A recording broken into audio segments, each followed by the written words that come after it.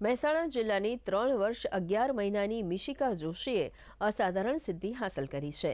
તેણે માત્ર 2 મિનિટ અને 21 સેકન્ડમાં ગીતા અધ્યાય, શિવ તાંડવ અને ત્રિકાળ સંધ્યા સહિતના 16 શ્લોક કડકડાટ બોલીને ઇન્ડિયા બુક ઓફ રેકોર્ડમાં પોતાનું નામ નોંધાવ્યું છે.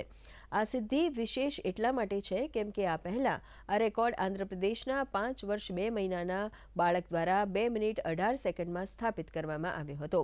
હાલમાં મિશિકા 150થી વધુ શ્લોકો કડકડાટ બોલી શકે છે.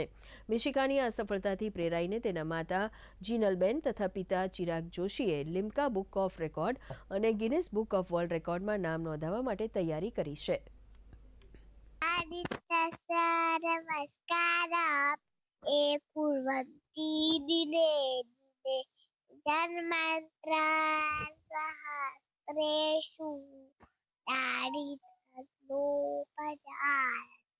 ओम भूर्भुवः स्वः तत्सवितुर्वरेण्यं भर्गो देवस्य धीमहि धियो यो नः प्रचोदयात् वक्रतुण्डमहाकाय सूर्यकोटिसमप्रभा निर्विघ्नं कुरु मे देव સર્વકાર્યેષુ સર્વદા.